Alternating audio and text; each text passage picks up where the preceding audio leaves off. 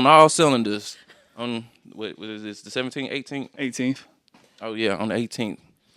No Filters podcast. Here with my boy Bryson, Theo, the host, and lovely Tattoos by Fu. Shout out to Tattoos by Food. Let's get you the applause. Appreciate that. You got it on the soundboard. You good. So, quick question for you. Like, Food, I'm assuming it's your nickname? Yes. Okay. Yes. So how did you get nickname Food? Yeah, so let me see. It's been want you to cry? Pretty. No. Well, I used to kind of have a little judo chop thing, okay. But no. So Samurai Shampoo, which everybody needs to watch. Okay. It was really, really influential for me when that came out, and it's something I really recommend to everybody. But the story, that fusion of like the Edo period, Japan and hip hop. Yeah, rest in peace, Nujabes, bless his heart. That just did something for me. Like, and you might not see as much of it now, but it was really influential in like my style and some of the storytelling that I do as well with some of my illustrative work. And Fu was like the main female character. We always do that. Like we always pick the female character, but it just really stuck with me, and I started using it through like an art handle, and I've used that word to play off of other things. So like my actual like brand name is Fulala, so play off of like ooh la la. And like I use other ones like Fuvo because I'm really into Art Nouveau now with my style. And so I try to make it a little play on the words. That's dope, man. Yeah. That's a cool backstory. But if y'all don't know, again, that's Tattoos by Food, Atlanta tattoo artist. You tattoo her 3 years now, or 3? Yep. That's what's up. Yeah. That's dope. To get another, I would say, you fresh, you still, newer to the game, but you got a little bit of experience though now, so that's dope. So far, I mean, how you liking tattooing so far? Like, where did you come from before tattooing and all that? Mm-hmm. So, I did a lot. That's a loaded question, right? A lot of different things. But I've always wanted to do illustration. Like that was, even though I kind of like moved in some other areas sometimes, but I always knew like I wanted to specifically like draw characters and tell these stories with characters. And I. So what particular type of like do you like more like comic book style fantasy or anime? Yeah, so American style comics, and there are a couple of like Japanese like manga. What's like some of your favorite comic book artists? So Jim Lee, Jim Bartel. You don't see a lot of his work. I'm not particularly sure how active he is, but Laith Ashley is like super cold. He goes by Leg Killer. I also really like. I think he's done some comics, but he's done most like a lot of animation too. So Bruce Timm, I know y'all have seen a lot of his. Yeah. Like, we were just watching the new Batman series. Super, super heavy. Yeah. I could literally go. I could definitely see that. A lot. That's dope. So you did that most of your when did you start? I guess taking drawing and art seriously. It's really interesting because I felt like I was always kind of not particularly falling out of love with the action of drawing, but just more so it's like trying to pursue it. I didn't really have a lot of support when I was growing up, and so there would be times where I would be like super, super excited for a while, but then I just felt like it would be other times where I would be like, I don't know if this is like really feasible, if this is really something that's, and I hate this word, practical. So I think that honestly, once I finally graduated from college with a degree that's totally unrelated. I mean, we all can relate to that. Yeah. After that, I started really getting into like, what I wanted because I feel like I was so focused on just trying to finish my degree. And then, so I would say that was probably like when I was about 26, almost 27. I started working for, I feel like I'm getting into this long backstory. I started working for SCAD, the art and design. That's dope. Yeah. That was probably one of the most inspiring places that I've ever been, like just being able to be a part of in my entire life. Like constantly being around other creatives and just honestly the way that it was designed and like all that just like kept fueling me to really try to pursue this. And so I left there in 2020, picked up my second apprenticeship. So you had 2 apprenticeships? Yeah. First one didn't work. I got you. You don't have to go into details. Typical, apprentice stuff. Oh, absolutely. But, yes. So the second one, how long did that take? So since I kind of had some of the first one, so I think a total of like a year and a half, 2 years. Okay. The main thing for me that I feel like I really had to learn was lettering, which I mean, your shout out- lettering is dope though. So Thank you. Thank you so much because I'm telling you, that shit used to drive me crazy. I hated doing lettering. I guess I, mean, couldn't see the art in it for some reason. To me, it's the I get why people who don't like appreciate it yet, like will see like, oh, it's just it's letters, whatever. But once you like you said, you actually get into it. Yeah. To me, that's like one of the hardest things to draw. Oh like, my God. Yes. It's yes, crazy. Yes, yes. But so like, how would you say your apprenticeship was beneficial? Because you got, I mean, I guess this is a whole. We could bring it up. So I was actually watching this video on Instagram this morning. It was posted on the Black Tattoo Experience page. Shout out to Swiss and everybody in there.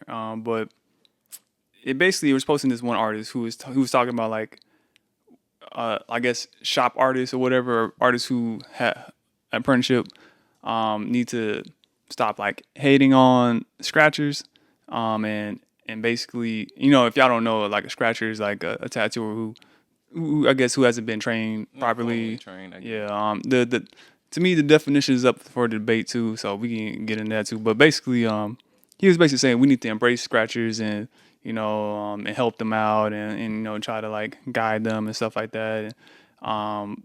So you coming from the apprenticeship lane, and like how do you feel like about something like that? And like both y'all, all y'all's opinions. I was gonna say honestly, I mean, far as I know, most of the community accept you if you're willing to learn. But the only thing is, most scratchers think they know it all anyway, so they think somebody's like looking down on them. It's like, no, I'm trying to help you, but right. No, I think it's a mindset thing over anything. Like, I don't think scratching is just because you tattoo at your house or whatever. Because like, if Nico Hurtado decided to tattoo out of his house, ain't nobody gonna call him a scratcher. You know what I'm saying? So it's like I said, if your mindset isn't trying to like grow and really appreciate the craft and try to become the best at it that you can be, then to me you're a scratcher whether you in the shop or not. Like, because I know a lot of artists who in shops that to me are like scratcher level, in my opinion, because they don't care about it. So I don't know. What about you though? So for me, it's kind of like mixed feelings because I also understand that the tattoo industry for a very long time was something that was like significantly guarded, I think, from like outsiders. And a lot of people even now talk about like how hard it can be to like get an apprenticeship. But I think that one of my biggest issues that I have with scratchers is like this unwarranted like ego kind of thing. And I feel like they come into this and they feel so entitled. And I don't see this with any other trade. Like, I feel like if you really want to do something, have respect for it and have respect for the process. Now, whether that means you have a formal apprenticeship or not, it kind of varies. But I think it's the attitude that comes with it. 'Cause I'm like, bro, like this is actually a serious deal, Right? And they don't take it serious. No. I think that's a thing that a lot of people miss. Like when you see this debate between like, oh, like scratchers, just like you said, it just comes down: are you gonna respect it, treat it, like you really care about it, or is it just something you're just trying to make quick money out of? And then if that's your mindset, you ain't really gonna get as far as you can, in my opinion. But I don't know. What about you, Bryson? You ain't said nothing yet. Oh shit, I was just listening.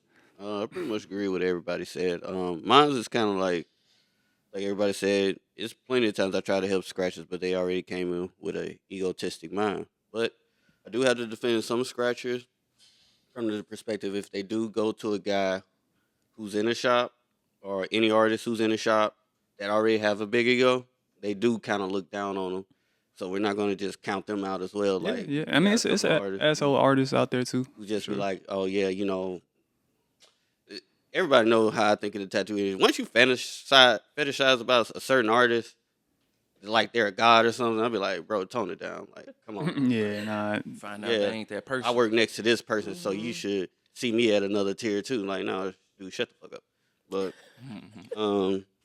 no, so I guess, but like I said earlier before we even started the podcast, I was like, no, there's plenty of times I went on Scratcher's live stream try to give me advice and they'll block me because I was trying to help. That's a true story. Because now they're looking at but now they're getting embarrassed in front of their audience, but I'm actually trying to help them. I don't even say nothing out the way. It's like, hey, put a glove on. How about that? Or that part.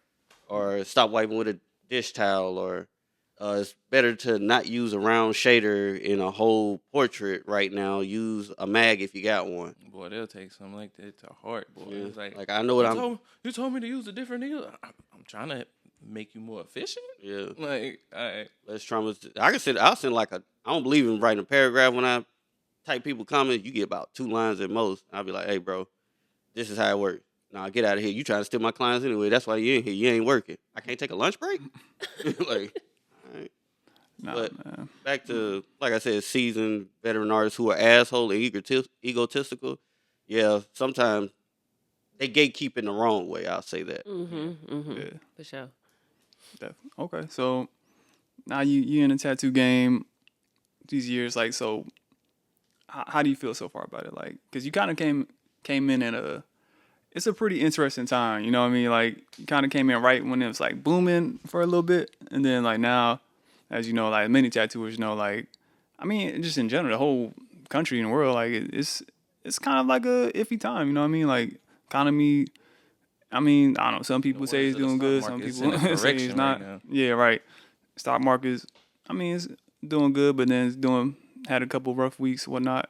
But of course, like wages staying the same, and everything else is going up. So it's like people aren't spending as much on tattoos, I guess. But you still got clients out there. But it's like artists, we have to kind of fight more for them, right? So, how are you feeling so far right now?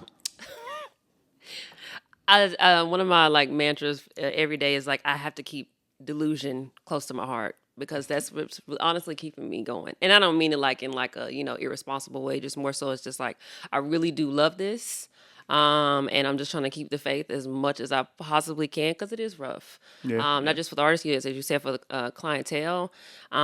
It's scary. I'll say that, like, for real, for real. Like, there are some days where I'm just like, fuck, I quit another full-time job. And not because I didn't want to, but just, Right. Having that security, I think I understand that. yeah, it changes things. But I mean, I really wouldn't trade this for nothing. I like, That's dope. and I dead ass mean that, like, this is the best thing I've ever decided for myself. And while it doesn't look like the first thing I thought of, it is absolutely right because I've had Nah, 1,000 different ideas. But it is such a fulfilling profession and a trade craft to be in. Man, I guess it's more so I'm like selling yourself and the experience, and I mean selling your personality and things.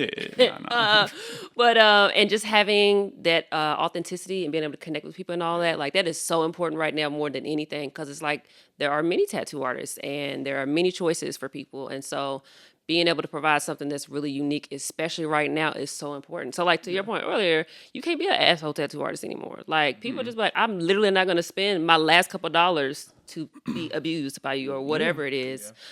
So that's really making sure that you are just connecting with people. Right, Being right. real God, is such a really important thing right now, for sure.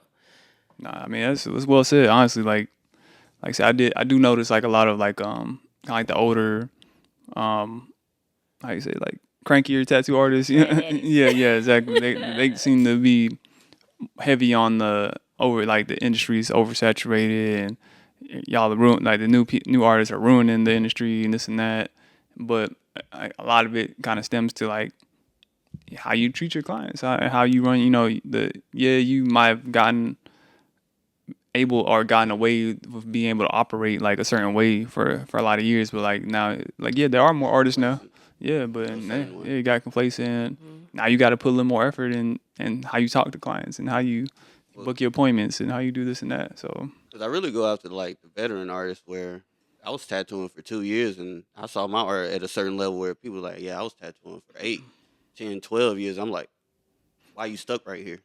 I met you in 2 years. I feel like everybody, especially if you're an artist that's progressing, you'll get to that point. Because I remember when I was 3 years in, I was like better than some people I was following on Instagram for like 5, 6 years. Like, oh, why you still tattoo like this? Kind of like how Theo said, maybe they got complacent, had a certain way, got away with it for a long time. Now they're probably getting exposed.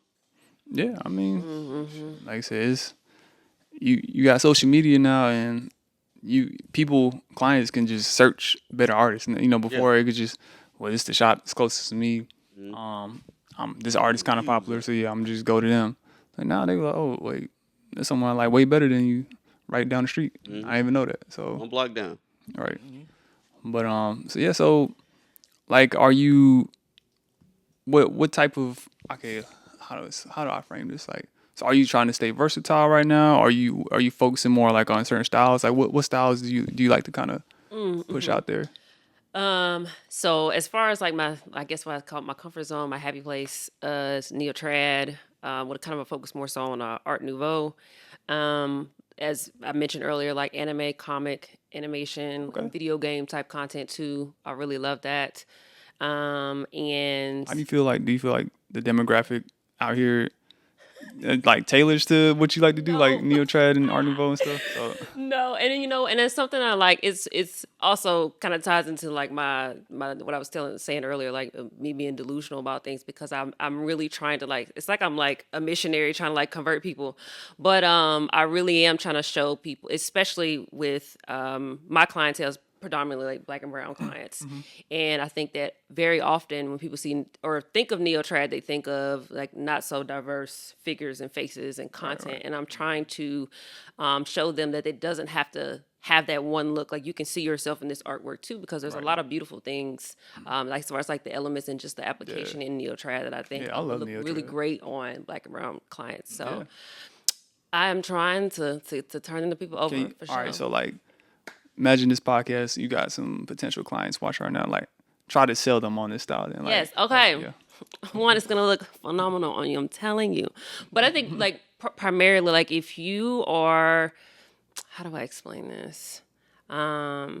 If you are looking for like really original like imagery, that if you're into like detail and like custom drawn, like custom drawn stuff, and for me specifically, because a lot of my clientele is female or like just feminine leaning. If you're looking for like some just gorgeous shit, right?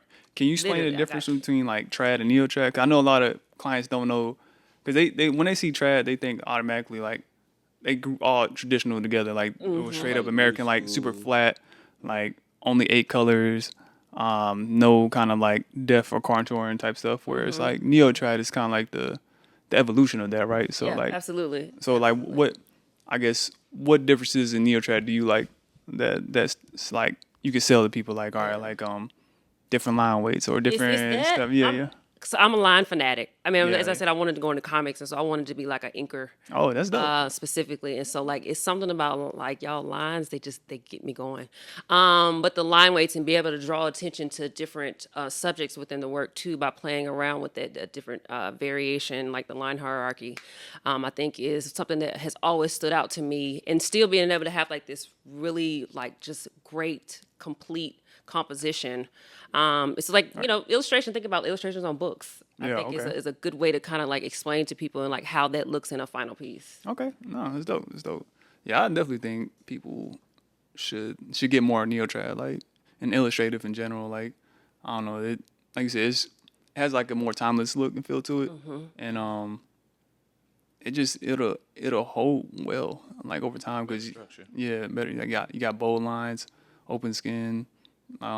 You can play with the colors. I think that's the biggest thing. Is like, that's what frustrates me with anime sometimes, the comic book stuff. It's like, since you're working with a existing character already, it's like people want these characters to be like similar, like how they are represented in the comics and in the shows. So it's like, it's kind of hard to attach to that fan art.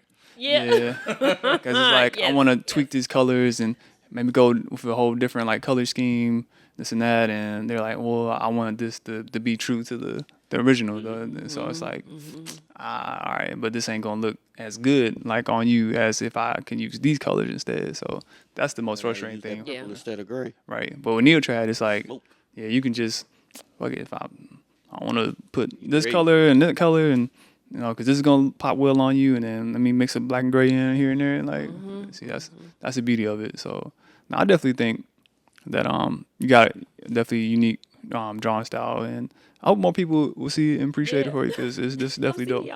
Definitely.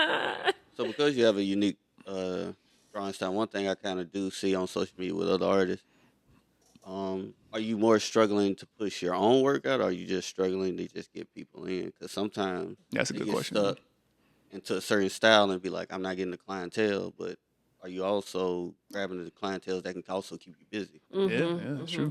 And that's I'll say it's like a little bit of back and forth, like internal battle for me, because I always want to make sure I'm performing my absolute best. And it's sometimes hard for me to take on projects that are just so far beyond like my scope of like my talent. And I will say, as times are getting harder, I am definitely taking on more things that I probably may have declined in the past. Not because I don't want to work with that person, because I love people and I love the clients that come to me, but just more so just because I want to be able to give you like 1,000% of me and not just tattooing you, you know. But I am trying to be a little bit more adventurous for sure. More like learn how to balance business and being creative. Yes. So I've been dipping the toes out of the boundary, but not going like crazy where you like mess them up, basically. like you're not gonna ever see me do hyperrealism. Yeah, Never. I mean, you never say never. I know, but I be thinking about like this was the shit. So you might have mind. you might have a home. It's easier than you think. You never know. Try this out. Yeah. Yeah, so I am doing that more so, and like trying to get more of an idea of like really what clients are actually looking for, because I feel like especially when you've been drawing for a while and been an artist for a while, sometimes, and I'll talk about this a lot, sometimes your ego kind of gets in the way. It's like, oh, I know what's best. And that's real. that is not the case all the time. Yeah, but tattooing. Sure. Yeah, you gotta, like, Nah, exactly. Like It's too fluid, like, because it can venture off this way. Like sometimes you say I only want to stick with line work, but you got hyperrealism. yeah, Somebody's really good in that aspect.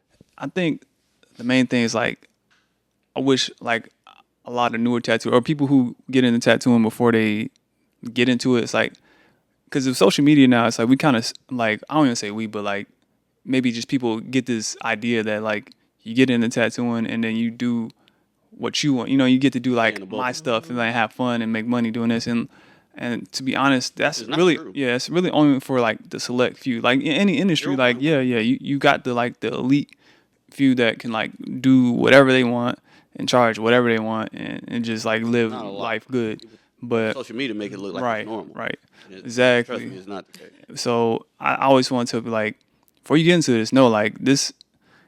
If you enjoy doing your art and like you don't really like doing like commissions or working with other people's ideas, tattooing may not be for you. Because like I tell people like you're gonna have to do a lot of stuff that compromises what you like artistically, but it's you're gonna have to do them infinity signs. Yeah.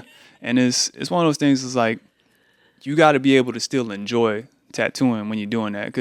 And I definitely understand like wanting to give like 1,000% of you and like your artistic like mindset and ideas, but sometimes like people they just want like, hey, I just want a rose, a black and gray rose, or I just want a line, some line work or something, and like man, I could really like make this idea like way better. But sometimes people just don't. Yeah, they just want something simple, Like I just want a double cheeseburger. I don't want like a steak or whatever. So all right, so it's like you said, we have to learn how to like put our ego aside and be like, okay, like you're right.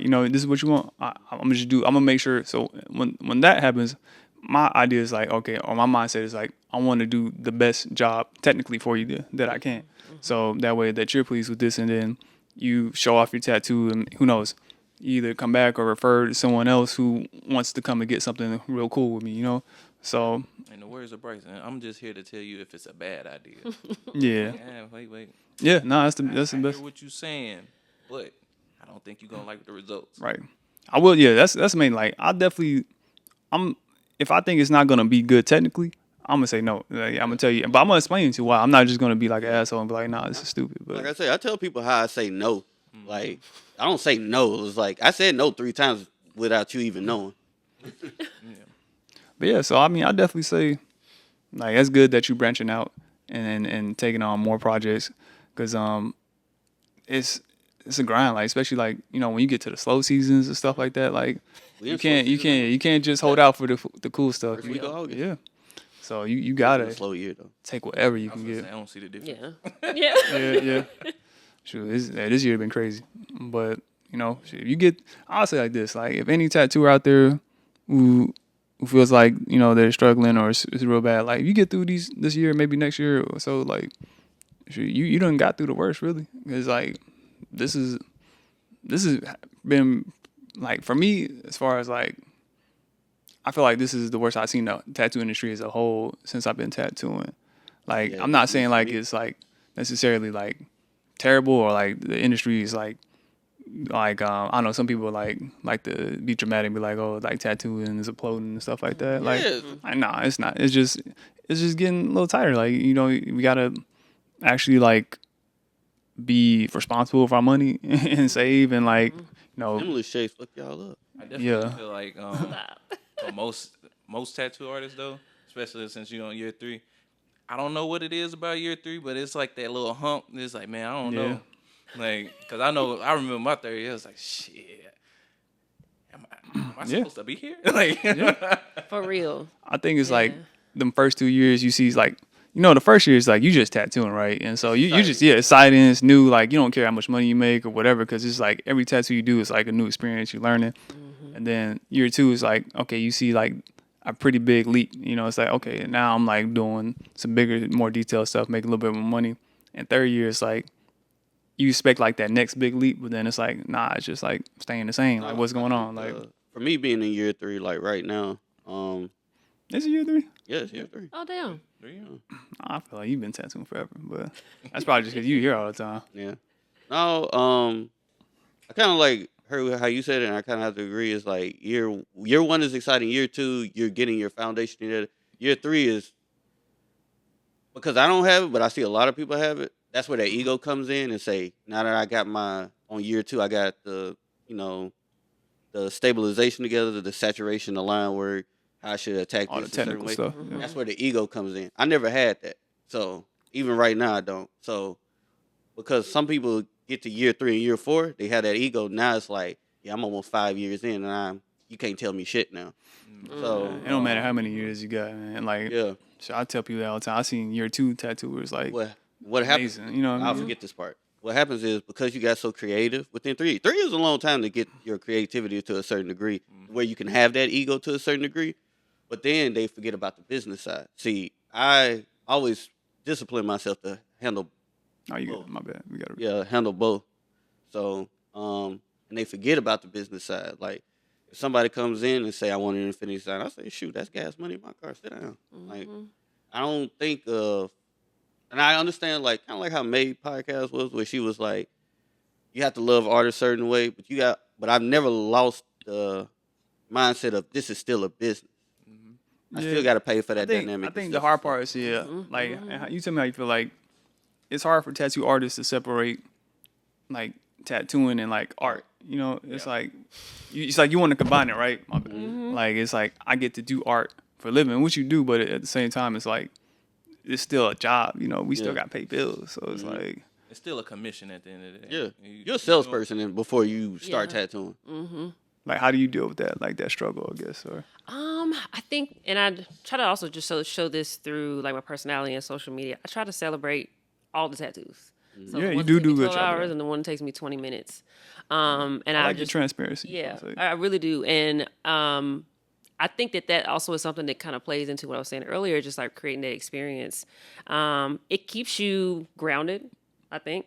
But it also, I think, really helps you to further connect with people. Because I tell you, like, people will come back to me and refer all these people, and I did a tattoo that's this big for them.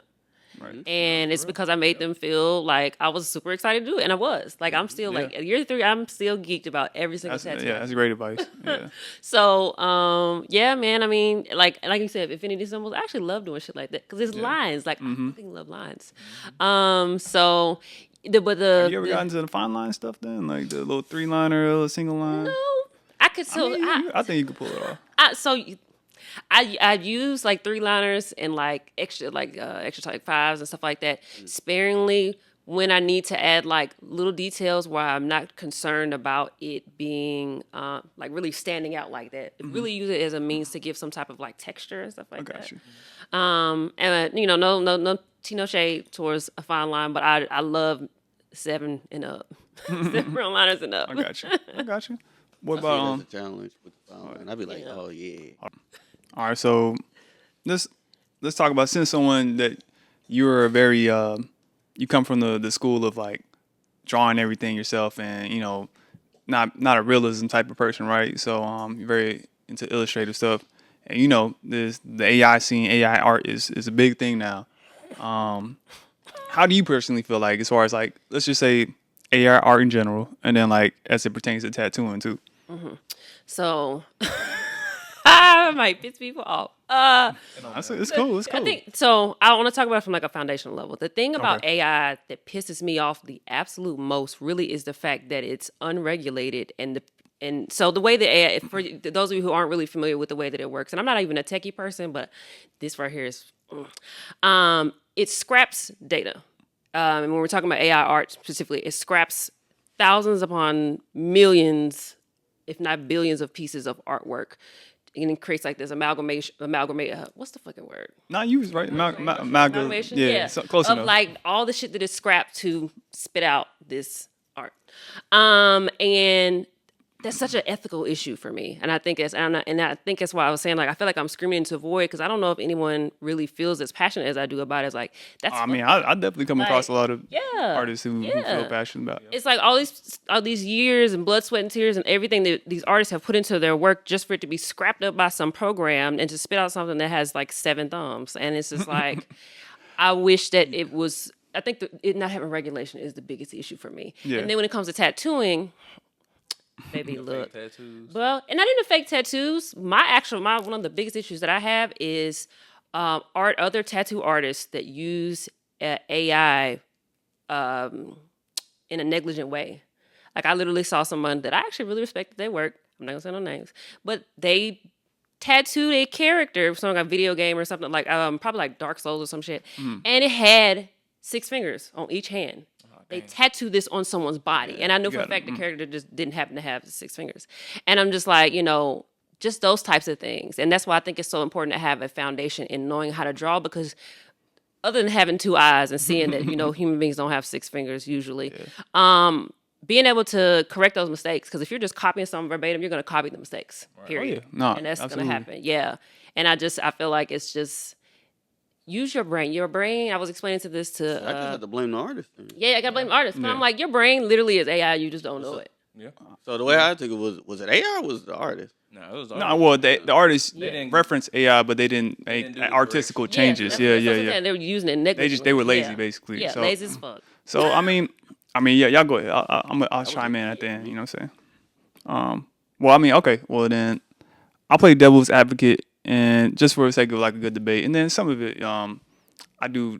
Like, I want to. I agree on a foundational level, as far as like, I do think like AI and like basically taking other artists' work without their consent and stuff like that, and creating something that is, I guess, based off their work is messed up.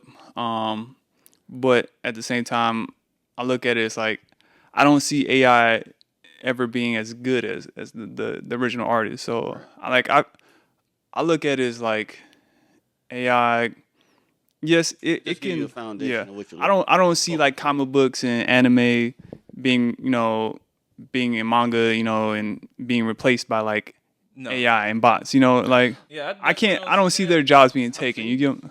I mean, you can create, but the thing is, like, you can create what's already created off. It has to be already out there for the AI to be able to create that.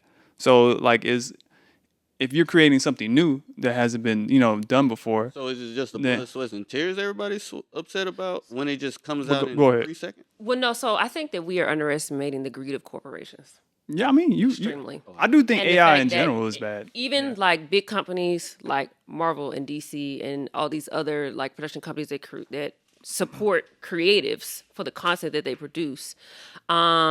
If you think that they're not going to want to save some money by using AI, I mean, yeah. And the thing about it is, like, because it's regenerative, and it's learning, and it's getting better and better and better. And while yes, it has this weird soulless look right now, and the extra digits and shit floating around or whatever right now, it's going to continue to develop and get better because people are continuing to use it and and train these systems. I've heard also this viewpoint is like, AI, because even I see now, like when I go to Pinterest for like realism references stuff like that, that all you see is like if I type in lion photography. Before I used to get actual photos of lions, right? Now it's like all AI generated stuff. So there's so much AI generated art now that it's referencing other AI. So in my opinion, like I feel like it's just kind of like collapsing on this. Like it's reaching its limit because it's only representing like all this other AI stuff. You know what I mean? So it's like it won't. Once that to see if AI art gets bigger and bigger, is like the original like hand drawn stuff. It gets like pushed down to the side. So which can be a a good thing for these artists. I feel like. Realistically, it's not a whole bunch of people out there taking photos of lions. Yeah. Everybody used the same line. But it's like I'll explain it like. But I get what you're saying as far as like the drawing aspect. Yeah. Like there's definitely like infringing. It's like how do you? Because I look at it like I do get that like yes, it's messed up that AI's doing it, but then essentially like what's the difference between people making fan art of created like IPs already, like people who make money like doing fan art of anime characters or comic book characters, stuff like that. Like they're basically just remixing their take on a character that they didn't create. So do we have that same kind of like vitriol, you know what I'm saying, vitriol and hate against that, you know what I'm saying? Like, because where does the line get drawn is what I'm saying. And that's something I think about from time to time, and that's why when I do like fan art type stuff, I try to make sure I'm making this as specific to like my style as possible. But I think that I don't have nothing against fan art. I love fan art. Public like domain type stuff and copyright and all of that. I mean, honestly, I don't know what the rules are for like tattooing, but when it comes to like selling like fan art and shit like that, I mean, if they wanted to, I'm pretty sure. I guess it's illegal, but it's Yeah. like they don't. So care there is enough, there is an ethical part to it for sure. Yeah, I definitely see that, especially like pretty much when you're doing like fan art, like you're actually drawing yourself and like you said, putting your style on it. That's one thing, but you do have artists out there that just pretty much take the same, like everybody done seen that person doing the Naruto paint on the glass, like it's the exact same one. It's like, look what I did. It's like you just copied, but okay, go off, sell it. You can get in trouble for it, but whatever. If it was Disney, they coming to get you. Oh yeah, they coming for your ass. Yeah, take your shit down. But yeah, man, I definitely think it's a sticky or slippery slope when it comes to AI, because I do fear like just not even just AI art, but just AI in general. Like you said, like it will replace a lot of jobs. Maybe not necessarily artists, but I mean some artists, yes, because like I do see like simpler art that the standard isn't as high. Like let's say like illustrative children's book or something like that. Like you don't need the most unique or best original artist for stuff like that. Like because it's for little kids, so I could definitely see people going the AI art route. But that's in an area they shouldn't though. Like I get that. Some of the charm of like books that are created for children and the babies and all that is the art itself, and that it being like this is something. I mean, I've made a children's book one time, very fun. It was actually a little more like comic book style, but anyways. No, I mean, but yeah, there's something that I think that's a. I don't know like the whole thing about like child development. I couldn't like explain it the way I wanted to, but I think that there's something to be said though about like people actually creating these things for like children to consume. So I would actually hate that. I would hate that. I mean, I would hate that too, but I can definitely see it going that way, especially like the authors, because people who write the books usually hire the illustrator, right? And then they know like, well, I can learn Mid-Journey good enough. What is it, graphic designers? That's what I was about to say. Yeah. Logos and shit. I mean, that's what Canva's doing already. I don't know if y'all know that, but it's basically just like a site you go on and design logos and stuff for yourself, but it's like templates made already, and it's like really, I guess, I mean, some of it might have AI built in, but a lot of it's just like pre-made stuff. They just dumbed it down so you can create it and customize it yourself. Now I use Canva mainly because I'm not about to fucking break out Illustrator to make content for Instagram. But but you know what though, I believe that like the people that make stuff for that, there's a way for them to like monetize it. Like they can get, I believe, compensated for that stuff. I ain't got no shade for Canva. Nah, I mean, it's tough, man, because like I feel for artists who like are losing money, their livelihood, if from AI. But it's like at the same time, it's one of those things. Well, it's already out there, so it's like there's nothing we can. I mean, I guess we could theoretically stop it by like not if everyone collectively just not used it, but yeah. But I think like you said, regulation should definitely be there. Like I think artists should be able to like. There should be some option if you post your artwork on the internet, you put it embed it in the code or something that I don't want my art being taken by AI. If they could do that, a glaze and nightshade is. Okay, so if y'all familiar with that, it's like a software that essentially.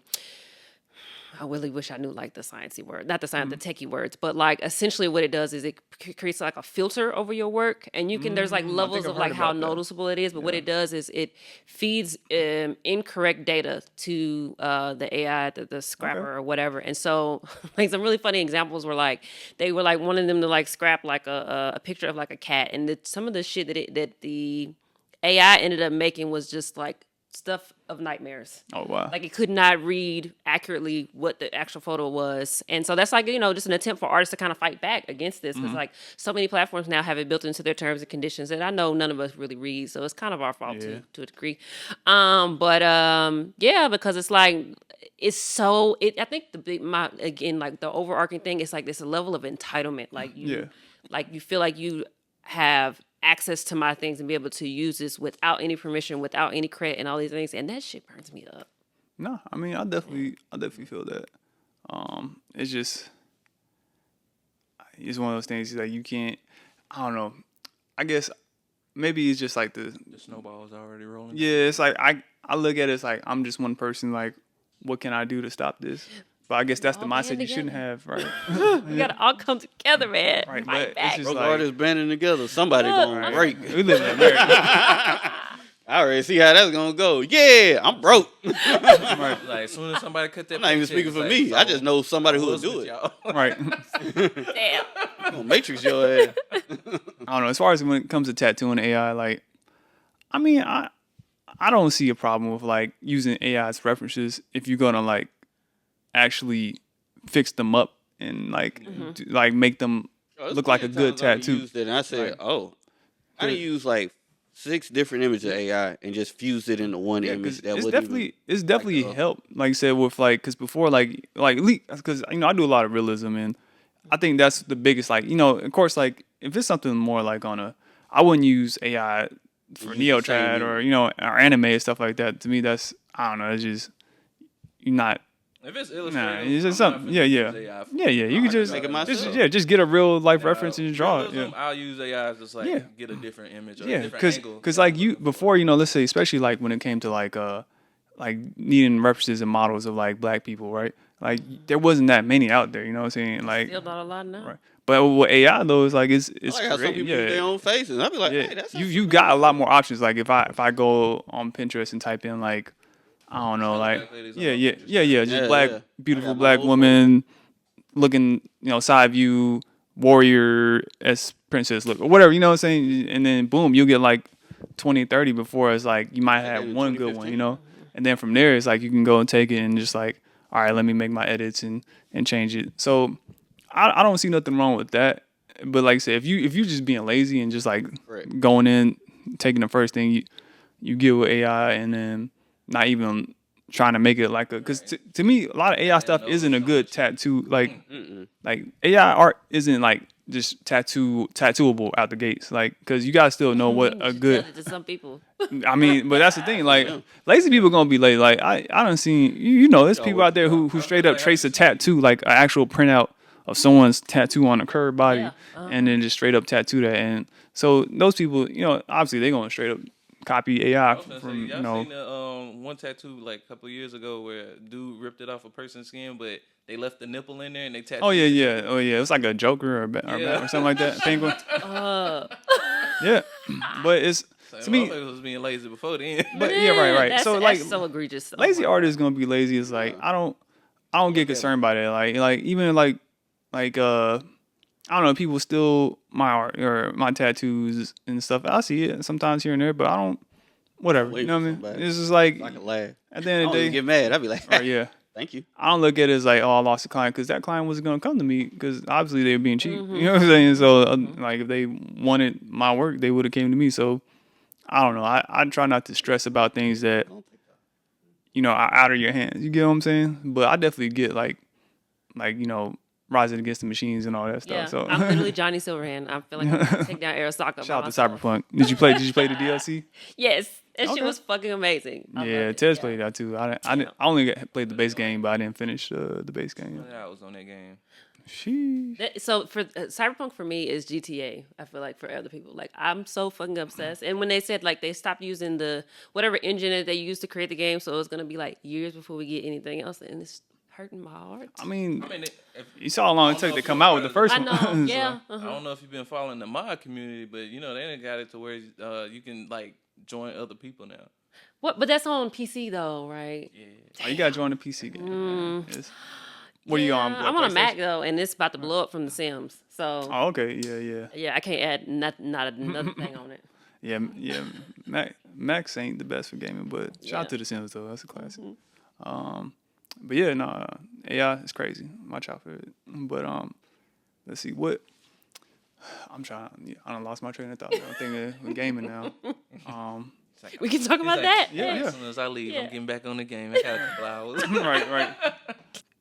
I noticed you do like a lot of like comic book and pop culture, and you said that you wanted to be an inker and stuff. So like, what started like that love for like comic books and that type of art in general, pop culture? Let's just say that. Oh, girl. Damn, I think it's so loaded. I don't know, but I can tell you this. As much as I like, and people that don't know me probably like, oh, you know, you love Marvel, but actually my first love was DC as a kid, and it was with Tim Burton's Batman films. Them motherfuckers are so hard, and you know what's funny? I actually love them all. I even love the ones with George Clooney. Actually, as a matter of fact, that's lit. I mean, the golden. I like because they had Freeze in it, and like no other movie wants to touch Freeze, and he's like my favorite Batman villain. And as terrible as it was, like as I guess if you're like a film goer and a thespian and all those things, but as far as like it really feeling like someone pulled the pages out of the comic book and put it into a film, I mean, yeah, like I from the catchphrases. As a child watching that is fucking phenomenal. I mean, amazed. Now, unfortunately, a couple years ago, I did watch it again. I was like, I should have left that in my childhood. Really? I watched it the other day. I literally watch it like once a year. Like I fucking once love a year. It. Yes, Damn, I love the costumes. Like I mean, yeah, fucking amazing. Like Uma Thurman as Poison Ivy was. And that cast was loaded, Man, Jim Carrey, yes, all of them. Arnold Schwarzenegger. Yes. That's why. Yes. Yeah, no, looking at it like objectively and as an adult, it's like, oh, okay, I could see why back then it was like, oh, this movie's terrible. But as a kid, nah, this shit was phenomenal. Like, all right, I get it. Okay, so what's your favorite comic book series? Is it Batman? No. So actually, as much as I am a fan of comic art, I don't read as much. Okay. I just do a lot of that's fair. like, studying the frames and things like that. But as far as like, a series that I would say I really enjoy, DC Sirens. I draw I've heard of that. Poison Ivy, Catwoman, and Harley Quinn all the time. Like I'm obsessed. Did you like the movie? What was the movie that came out recently? So you had and it was straight. It was not bad actually. It was pretty fun. It was a little cheesy, but I thought it was like pretty cool. But I actually like what they're doing with. I like what DC's been doing with their animated shows, and I'm looking forward to what Tim Gunn is gonna. Is Tim Gunn? I always call him the wrong name. Or you said Brute? No. the guy who's over the Guardians of the Galaxy. he did this second Suicide Squad, I think.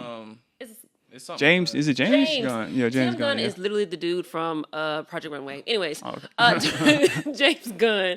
I love those stories, and I think. But back to my comment, like when it started off with like Batman, it was just like the fantasy of it. Like I was so obsessed, and one thing particularly that I like about like comics, American comics, and any like animated shows that are built around that is like the women are so fucking badass. Like yes, you have your damsels in distress like Lois Lane and shit, even though she got her little like come up too. But like the women are fucking badass. They're like, they have all these like really interesting. So like, who's your wishlist character you want to tattoo then?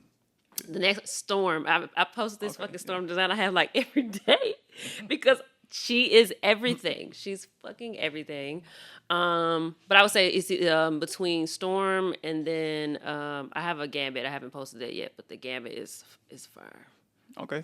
So I know we had talked about this before in the past, but like, how do you feel about tattooing? I know you like to do your own versions of like these characters, but a lot of people like just to get it tattooed from the straight up like source. So like, how do you feel about like, would you still do that or? Yeah, I would. And just like what we were talking about earlier, like you understand is that the client is kind of the one guide in this in terms of like what it's gonna end up being. I'm not mad at it. I do love to be able to put my own spin on things because also it just helps me like the piece becomes even more like unique and even more original versus like I'm slapping something directly from a comic or directly from a frame like in a show. But again, just like having the joy and just doing it, like I'm totally fine. I don't argue with people anymore. Anymore? So Because I'll be like, look, I promise you it's gonna look so bad, but I get it. You want it to be like that, literally the one to one. Nostalgic feel of what they Yeah, absolutely. That's what it is. Just nostalgia. Yeah. Yeah, no, that's a great feeling. People just want that 90s animated Batman. Yeah. Yeah. You don't want this 2024? Nah. You don't want Batman Beyond? What I would never do though, and it's so funny. Y'all seen Deadpool and Wolverine? They have. Yes. Okay. I don't know if you like caught the reference, but it's the scene where it's like towards the end, and Deadpool and Wolverine are like walking or whatever, and they're in front of this little store, and it says like Liefeld's feet or whatever, and it's a reference to this comic book artist that had these outrageous proportions, but also just could never really draw feet. Yes, I would never. No shade to you, sir, but stuff like that, we're not drawing in 1-to-1. We got to make the corrections. Like people's chest was like up in their chin and stuff. The feet was all over the place. Yeah, no, we got to change Liefeld stuff. But other than that, I'm cool. All right, so no Liefeld straight up. Yeah. But, No. okay. Well, I do want to talk about this. So you work in a private studio, right? Or is it's kind of like a private? It's kind of like because where we are is Studioplex, so it's essentially they're all private technically. Gotcha. Like in like what their function was supposed to be, but ours we do accept like walk-ins and all of that, and we're working right now on like a lot is pushing the brand and getting people to know that we're there. But essentially my entire career has really been in basically a private studio. Gotcha. So you basically have to bring in the clients, like Yes. Okay. Yep. So like how do you feel like as a newer tattooer? Do you feel like that's like more of a struggle than comparative? Like you would be able to sit in like take walk-ins and bring in clientele? Yeah, absolutely. Now I will say it is definitely honed my skills in terms of just being able to get the clients and it helps give me a lot more like. So what are your like your go-to ways to like draw clients in, like from like do you like I guess necessarily not like cold call, but like do you like just reach out to people like that you don't know through DM or Instagram or something like that? No, so most of this is like when I would post like my flash and things like that, or just like calls for like certain stuff that I really would like to do. Especially like, as we were saying earlier, is doing more things that are a little bit outside my realm.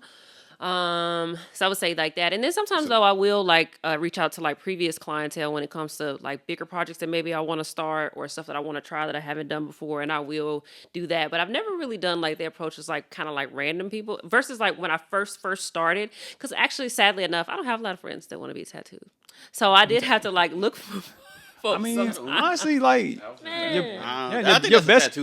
your best clients won't be your friends. No, be honest, it's gonna be random people that just kind of come out the blue and they're gonna support you. Nobody, so I had to reach out to random. Yeah. So I definitely say like when you come across like that golden client who's just like, yeah, I'm down for whatever.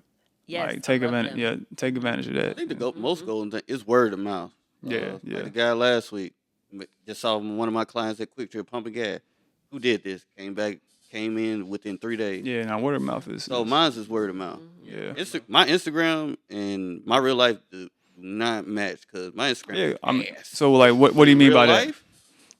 I get So what do you mean by that? Like your Instagram? All right. So a lot of people think, you need a lot of likes and a lot of followers type stuff, and they think, because you got a lot of likes and you got a lot of followers, you're busy. No, that's not true. Like on average, I get like 40 to 50 likes. I probably get like maybe 2 followers every 3 days. No, I mean, but if you work beside me, you be like everybody. Multiple tattoos every day. Yeah. Hell, even recently, I started over. I still got my old page, but I got another Instagram. I only got like 200 people on there. Been getting more booked on that one than I have on the other one in a couple months. Which is like 7,000. Nah, you gotta you gotta free, man. yeah, bro. It's a free button. Yeah.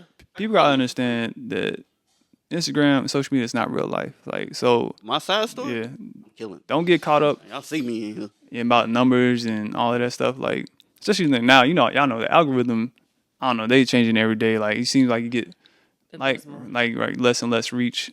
But to me, I just look at Instagram as like it's a portfolio. So I just post it. I don't care if I get like 50 likes, 100. I might get 200 likes one day and then 50 likes the next day. It's cool. Like, I don't look at it as like, oh, this tattoo must be worse than that one. And like artists will let that affect their mental and then spiral down out of control. Me a few times. You can't. You got liking it, but they not coming. put it out there Yes. and just leave it there. And then like, because the goal is to like someone new is gonna come across your Instagram and they're gonna scroll there, and they're not gonna scroll through every tattoo. First Yeah, six, they might. Yeah. So just the goal is to have, me personally, I can't speak for everybody, but I like to have. I'm a versatile guy. I like to, and I have my lanes that I usually stay in, but like I don't mind doing other things. So I like to showcase, the things I like to do, and then different things too. I know I might post something one day, and like I know this ain't gonna be as popular, but I know somewhere out there might see this and they might want something like this, and then they book it. So my goal is like, all right, whatever, I'll post this, it gets 50 likes, that's cool, but in a month from now, someone booked me because like, oh, I saw you posted that one particular tattoo, and that's what I wanted. That's what I'm saying. It's not my post that's shining. It's my side stories. Yeah, side stories too. All that's that. really what it is. Yeah. That's somebody just saw me do. 'Cause you basically post everything, the small stuff, simple stuff. Yeah. They be like, wait, I didn't know you did that. Yeah. Well, the only loophole is my bad. You only got 24 hours to see it. Yeah. I'm pretty sure. I mean, I done noticed from like everybody in here, it'll be like clients that come in, never like the post at all, but like, man, that tattoo you did was tight. Yeah. I know you seen that. I didn't know you followed me, bro. I'm like, what? Nah, it's crazy. Like, you never know who's watching and looking. Absolutely, like, so just and they screenshotting your stuff on your side story too. Like, screenshot. Yeah, for real. Like, don't get caught up in the numbers, man. Like, because like you said, there's artists out there who got hella followers, and they might get a whole bunch of likes and comments, but it's like a lot of them are just watching. Yeah, they're not booking. You know what I mean? It's like that. You might see them post like, oh, I got $200 half sleeve specials that same week. I'm like, dang, you got all these followers and likes and comments, but you out here like, what I'm saying, desperate. You know what I'm saying? So it's like $200 half sleeve is right. crazy. I mean, I've been seeing some wild specials lately. Like, that's how I know it's like, damn, times is rough, because it's like I don't hate like get your money however you got to get it, but it's like, damn, there's some things I ain't about to like. I'll do. I mean, if for me to do it, I gotta have the like. It gotta be something I want to do. Full creativity type stuff. What we was talking about earlier this week was different tattoo struggles. Are you just not busy? Are you just not able to do creativity? Yeah. And because you remember when people come in and say, "Oh, how's life?" I got like 4 tattoos set up. So are you struggling? For me, it's a very vague word to say the word struggle to me, because it's like, are you struggling to keep your lights on? Are you struggling with creativity? Are you struggling with clientele? Like, they never elaborated, because majority of the time I get the average answer of, oh, I got like 4 or 5 clients this week, so you can pay your bills.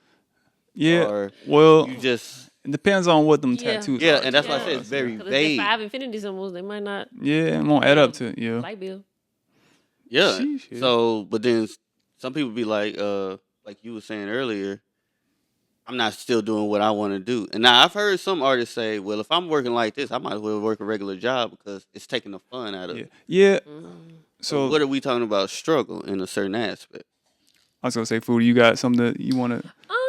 I mean, yeah, I think I think the people they don't have to, I guess, explain more so, but I think people need to be a little bit more real about what struggling really is in this industry specifically when you're working for yourself. Okay. Yeah. It's like, I don't know, I guess maybe because I'm still new, but I mean, yes, it would suck to not be able to do the things I want to do, but at the same time, I would never go around and go and be on another W-2 ever. Right. No. No, I mean, you can't. It's like, once you get used to this lifestyle, it is hard to like go back to, I guess, a normal job. But yeah, you might not have made 2,000 this week, but you made 1,500 in 2 weeks. Yeah, you made like $200-300 in one day, when people have to work 3-4 days and make that same $300. Right. What kills me is like when people are slow or struggling financially, but it's like by choice, because like they don't. they're not getting the bookings that they want. And I never, if a tattoo artist complains to me about money, and I know that like, oh, they could have had like some, whatever, typical Atlanta, like clouds, whatever, it's 1,000 clouds or something. Like, I get it. Like, is it fun? No, I mean, but to me, I will much rather tattoo something like that and make whatever.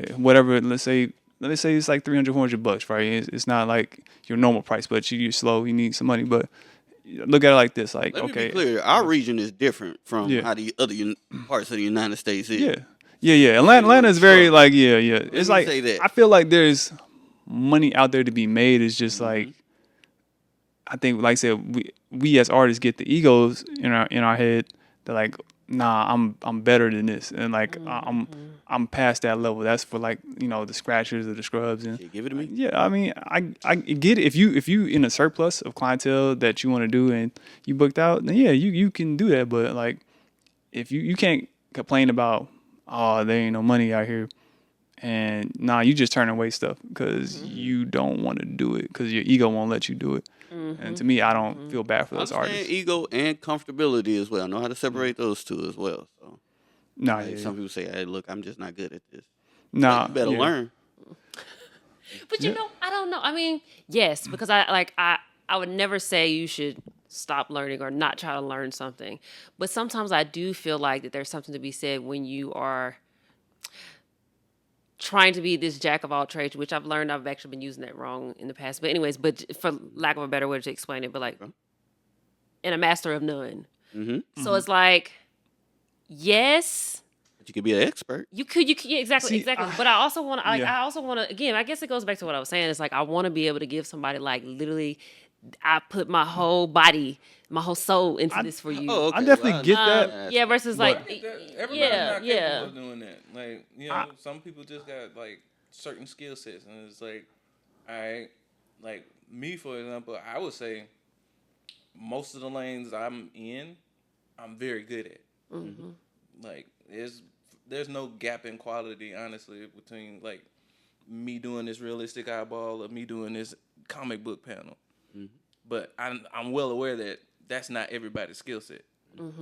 Yeah, I mean, I feel kind of both. Like, I do think art. If you get to a level where you are technically sound, you can knock out the fundamentals. If you could do clean black and gray shading, clean lines, clean saturation, I feel like then you should be able to technically execute most styles. Yeah, because it's just you got to put the effort into learning how these styles work and the foundations and the concepts. And I think that's the part that a lot of artists don't want to put the work in. Because that's a good point. You bring up, like, this is that famous quote. It's like, you can be a jack of all trades and master of none. And I always kind of took that as like a slight against like people who want to be versatile. And me personally, I get it, like hyper focusing on like one or two styles. Like, yeah, you'll fast track being really good at that style, but I think it's unfair but people kind of say like, oh, if you try to be versatile, you'll never be good at any style. I'm like, no, like, because I feel like I'm good at a lot of styles. I feel like I don't feel like. So you don't have one. Okay, but let me ask you then: do you not feel like you have a style or styles? Because I know you do a lot of stuff at this point in your career that you feel like are like those are like my A1. I mean, I feel like I'll feel the same. Like Tez was saying, like the things that people come to me the most, like realism, Japanese anime. I feel like I'm at the same level. Like I don't want to. I guess I hate to use awards as like a barometer, but just to make it like I feel like I can win awards in any of those styles, right? Okay, so no, I mean I'm not trying to sound I'm just saying like that's how I look at it. It's like you have the proof to back it up. Like, but like mine would be traditional in color. Like, I know my color is way better than my black and gray, but if somebody, but I can definitely go into a tattoo convention and say I can still. I don't feel like that's just like some like God given, like, oh, like you're just able, you're special, you're different. Like I don't feel that way. I just feel like I just worked hard because I sucked at all these styles when I first started. Like I sucked at tattooing in general. We got like multiple things we're good at. Don't mean it's something that we're not good at. Oh yeah, and that's definitely lettering. Yeah, same. I can't draw lettering for nothing. Matter of fact, Christian will say that. He said my lettering is way better than my black. Yeah, He's a master by the way, Christian letter is so fucking good. I look at that shit all the time. Like we look at it all the time, and we just like, damn. Like I run away from fine line. Like so I'll do some fine line stuff, but like me, like I know like my weaknesses and stuff, but I feel like, but I don't feel like I can't do it. I just know I don't put the work in to be good at it. Like if I put in work to be good at lettering, I feel like I could be good. Absolutely, I don't think I'd be good as Christian, but I feel like I could be like 8 out of 10 good. You know what I mean? So, but I know I don't put the work in. So I feel like there's artists, like I feel like, you say you don't do realism. Like I feel like you could be like, if you can draw and these, especially like anatomy stuff like that, that's the hardest stuff to draw. Like you understand the concept of light and dark and everything, so you can do realism. You just gotta take that time to put into it, and that's the hard part. It's like when we as artists, we get into our comfort zone, we like drawing this way in that style, and it's like, oh, I don't want to go practice realism because this ain't fun to me. But it's like it's way easier than creativity and Yeah, well, that was how I felt about lettering. As I said earlier, like, I hated God. I hated doing lettering. Now I'm like, I look for it. Your letters like, are crispy. yes. I'm like, please let me. I was like, I know we got all these fonts on the font, but I'm like, but you should let's look at some custom shit real quick. Right. Let me show you how. I trust you. It's hard selling. Christians still be going through that, like trying to sell like. And his lettering is great. Yeah, so and it's crazy to me. It's like people will come to Christian and be like, they'll still want like basic the font stuff, and I'm like, it's like you just went to like a famous steakhouse and like got chicken fingers or something. It's like, damn. Alfredo. Well, I get why though. And I've started to see that also with me when people sometimes bring me stuff and they just like, I literally want it verbatim like this, but they really want it from me. Right. I think that's saying something too because they know like your shit is like super crisp, is gonna be accurate, all the things. So it's like it's gonna be the cleanest. Yeah, the type font is like I love doing it too, to be honest, because I mean there is a level of skill that goes in just being able to do that like super crisp and accurate. Oh yeah. Nah, people don't realize, they think like simple tattoos are easy. Some of those they're the hardest. Yeah. Nah, hell nah. So I definitely understand and yeah. Your margin of error is 0. Man, I love for real. But okay, so let's end this episode with a little segment we've done in the past few episodes. It's like rapid fire questions. So basically, I'm gonna ask you a whole bunch of like, it's like this or that type of questions, and you can answer it. If you want to kind of expand on it a little bit, you can.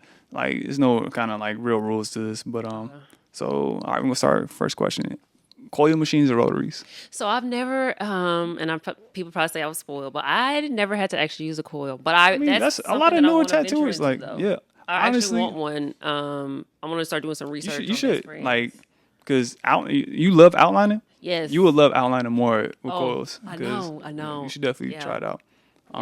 Way better than cartridge. So pen by default. Yeah, but I mean, a lot of tattooers who came in after 2020 don't know how to use coils because. I say 2018. Yeah, because that's when the pens started taking over, and I mean a lot of tattooers. But I understand. Like, it's easier to learn to pen with pen. Let's be real. Spoils you a lot. Yeah. I had a rotary for 2 years and then used a cassette. I want to make sure I don't get spoiled before I use this. Right. I did it a different way. All right, black and gray color. Color, for sure. Why color though? Why? Well, and I think it's just, yes, I gotta know I could practice and put in more work and all those things. But like, that's just been the way that I look at everything, like color in my illustration that's not even tattoo stuff. Like my life when it comes to like fashion, when it comes to design, like specifically like interior design, color is just something about like my brain is able to read it a lot better. Yeah, like when I do my pieces with color. Right. I don't even render my it'll be the lines, and I don't even render it because I'm figuring out the color when they get there. I'm looking at their skin tone. I'm thinking about like what I want to pop. Versus like black and gray, it's like I'm sweating a little bit on the inside, low key. And it's not because I don't know value, but it's just because the way that my brain works, I'm able to see those values better. I definitely do think like every artist like kind of leans a little bit towards one side or the other, and like you said, like it takes more effort for them to understand that other side that they don't lean on. I definitely get that. A year and a half to understand black and gray. It took me about 2, 3. Yeah, it's So you can't tell now. Yeah. I was way better at color at first than I was black and gray. All right. So drawn on paper or iPad, or you say digital? I've been using iPad for so long, but lately I really have been missing using like microns and Copic markers and stuff. I do miss it. Yeah, and I want to start going back. But the iPad, you can take it anywhere, anytime. And like mess up, just Yep, and that's what me do because I'm definitely double tapping on papers and shit that does not function that way. Right. Oh yeah, that messes you up right there. All right. If you could only pick one style of the tattoo for the rest of your career, what would it be? That's a tough one. Think careful now. One style. One style for every the day. rest of my life. I mean, I guess it would be Neotraditional because there's so many different stuff. Like it's endless. But I will say a special like note on. I really do enjoy doing like ornamental stuff. Yeah, no. So I would say ornamental stuff is cool. Yeah, I like that. Yep. All right, that's a good one. Least favorite style of the tattoo. I already think we know where we're going. I don't know. It's, I guess like okay that I'm actually doing. Let me see. I know what it is. I mean, even if you like something you just like, yeah. This is like hyperrelia, but honestly, I don't get a lot of people to ask because they see what my strengths are. But I would say, let's maybe not even say a style, but like areas of the body that literally just drive me nuts, like the ribs, and like specifically on women because we're usually softer up here, like chest right that's there. Tough. Man, I'd be like, bro, stretches. So I would say, you know what? Then in those instances when people want like finer line stuff on those areas of the body, yeah, it's tough. Please. Nah, I definitely feel that. All right. I will say this. Oh damn. The finer line areas, in those areas would be easier with a coil. Yeah. I'm telling you, I am. I'm going to invest, but I got to get this bishop. You know, we got you. Yeah. Whenever you want to learn, let us know. We got you. Yes. Okay. Conventions or guest spots?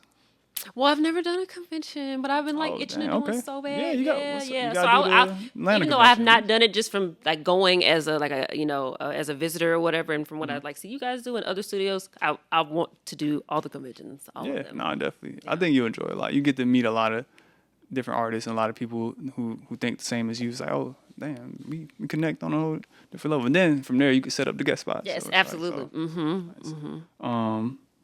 Okay, if you could tattoo anywhere in the world, where would it be?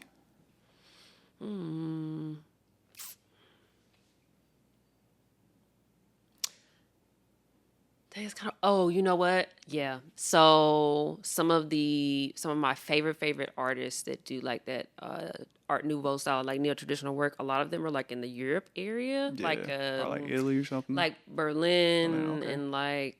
The UK and places like that. A few were from Paris too. So between that and then some of the more, I guess like more masculine leaning like Neotrad artists are like in Spain. Okay. Yeah, Spain got some crazy artists. Yes. All right, that's dope. Yeah, definitely Europe. Like I think just overseas in general, like they're tattooing a whole different level. I think they just should. Like the people out there appreciate art more. No capitalism, like they're not doing it more business; they're doing it for the sake of art. That's how I always. I'm definitely saying like here recently in the last few years for me been like Brazil. Those artists. Brazil. I think I've been seeing people say that, but I haven't seen the artists. Man, my two is Thailand or somewhere in South America. I like to go Asia. Thailand, like Indonesia. I need that composition mastery right there. Like even China lately has been going crazy. Vietnam.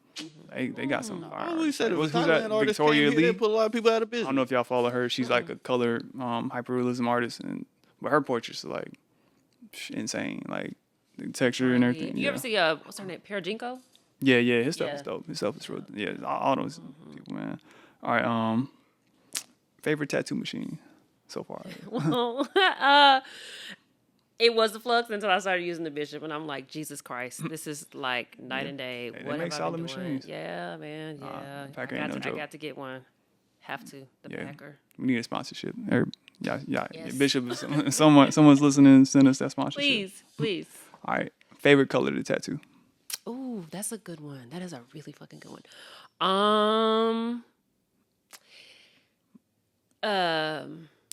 Damn, I forgot the guy's name. Oh, Chris Garver's Solid Gold. Gold from Solid. I think it's Solid Gold. Yeah, that one looks amazing on everybody. Okay. I also really love the standard red. I think it's just called Really Red from Fusion. It's really nice and packs super well. Yeah, and then I was thinking as far as like the palettes that I use all the time, the Fuchsia also by Fusion, and then this orange I have by I think it's Industry Inks. I think it's just titled Orange. It's like super nice too. Yeah, my least favorite like the warmer tones. Yeah, that's my least favorite. That was gonna be the next question. The new purples I got though, the new purples I got from World Famous are legit. They're really nice. Okay, they go in pretty easy. Yeah. Even with my low stroke machine, they are. I'm gonna check it out. I haven't messed with World Famous in a while. Like, I know they heal up really good. I just some reason like for me they're always harder to pack in compared to other. Really? And use Bishop, right? Mm-hmm. Well, I haven't used the World Famous in some years, so that was probably before I even started using Bishop. Yeah, because I just started when I first started, everything was solid ink, and then I realized like some of those are so fucking thick. Yeah. And so I've started buying the little testers. And Industry Inks, every one that I've bought, I love it. I think. Okay. I feel like World Famous. World Famous, I meant. World Famous is thick as hell. That's why I was like World Famous is so thick. I like both. I like mine on the thinner side. Yeah. Look, Solid Inks purple and World Famous purple is like glue versus orange juice. Like it is night and day. Solid Ink is I like it though because it gives you really nice saturation. But damn, it's so thick sometimes. Maybe it was once I buy it. But what I do tend to do, because I do have a water dripper. I put like one drop on there and it kind of loosens it up. Oh, okay. Yeah. I saw some people doing I've used you can buy like glycerin. I've used like a little bit of that from time to time. But actually, now it's probably a gimmick. I know it is, and I probably got. But I bought a little trial. But World Famous also has like basically it's like a thinner or whatever that you can use for your blends and stuff. And I've been using like dipping into that like when I have like maybe like colors that have a pretty considerable contrast between the two. So it's a smoother gradient in between. Like it's got glycerin and of course like water in it and some other shit. But I know this is water. But I just wanted to try. I was like, okay, well, how is this better than water? So far, I think I really like it, but I also could be because my technique has changed too. So I couldn't really tell you, but I mean, like Roger and Kevin, boy, I seen them dirty dipping. I said, shit, that's all I gotta do. Water. Yep. Yeah, there's so many ways to color. Like that's another reason to color tattooing so damn tedious. It's like 50,000 ways to blend colors. All right, but all right, last question. Then I think you kind of already answered it, but I'm gonna ask anyway. What was your dream job outside of tattooing? Okay, so I love telling this little story because I was so innocent, did not know how she worked. When I was like 7. My dream at that point, and for a long time, like my adolescence was when I wanted to be an animator. And then when I really learned what animation was, I was like, hell no, they can just stay on the paper. So what did you learn that like turned you off from it? Just like I tried. Okay, so I'll give you a good example. Like Maya is a program that you have to learn when you get into animation. I tried to like shape an apple for like 5 hours straight and could not do it. And I was like, absolutely not. Like what were you trying, like just a different like a light source going across the apple or something? Making an apple. Like just from scratch from like a sphere. Oh, so it's like a 3D. Like 3D, like okay. That's all right. So that's how you got to do like 3D animation. Not always, now, but like for 3D animation, yeah. I mean, you're doing a lot of modeling and stuff, and then you do Maya and like Blender like or a bunch something. of different Blender and stuff like that. Yeah, not for me. That's Dash. But I did want to be an animator. And I remember I like wrote this script for a show, which I'm not going to lie to you. I'm not gonna lie to y'all. I know it might sound insane, but I swear to God, they ended up using the character that I created and it made it a boy and put it in fucking Fairly Odd Parents. I sent them a whole script, like, and they probably did. Yes, I'm pretty sure a whole thing, and it was so cute because I was like, and my friends can voice the characters or whatever, but I like drew out the characters, like the specs and everything, like 7, and I mailed that shit in Nickelodeon. They absolutely put that shit in Fairly Odd Parents. They just messed up. The little cat, remember? I don't know if y'all remember. It's probably a long time ago, but it was an episode. There's like this recurring like cat like superhero character or some shit. I can't remember verbatim. I mean, verbatim. You got a copy of that, or you still? Nah, no, I was gonna say you might. 97, bro. Like, yeah. I mean, man, you would have had that. You might get some back pay or something. I'm saying. But that's crazy. Y'all owe me some money. So animator, okay, that's cool. I guess now, like, if you couldn't tattoo and you had an option to do like another dream job, would it be like an inker or? Yeah, definitely. That's something I still want to do now. Like, one of my like goals, I want to do some variant covers. Okay, so let me quick question: inkers, like, do they they don't really implement their own like artistic anything on. They just like they get the sketch, the pencils, and then basically they're just inking it and adding the line weights and stuff. So that's cool. I guess so. I guess their input would be like changing line weights and stuff like that if they wanted to. But that's dope. That's probably less stress than like having to like. It sure is, yeah. But also just with like I said, it's just the dragon lines and making these shit. Like I love that. Yeah. Do they still do actual ink or is it all digital? Sometimes. Okay. Not like especially like when it comes to like variant covers. Now, of course, when they mass produce it is then but like some people still do those. That's why I was mentioning earlier. Lath Ashley, Leg Killer, on Instagram, he does a lot of traditional stuff. I'm gonna check his stuff out. Yep. All right, that's dope. So, all right, well, shoot, we pretty much at the end of the episode. Before we go, you want to like any last little message or whatever piece of advice? It don't have to be anything deep or just anything. Yeah. To everybody out there watching, keep delusion close to your heart because you'll need it. I like that. Yeah, for sure. Bet. All right, well. Thank you again for coming on, spending your time. No problem. It was a great episode. And we're looking forward to hopefully have you on again in the future. That'd be dope. All right. Yeah. All right. Peace, everybody. Oh, yeah. All right. Bye.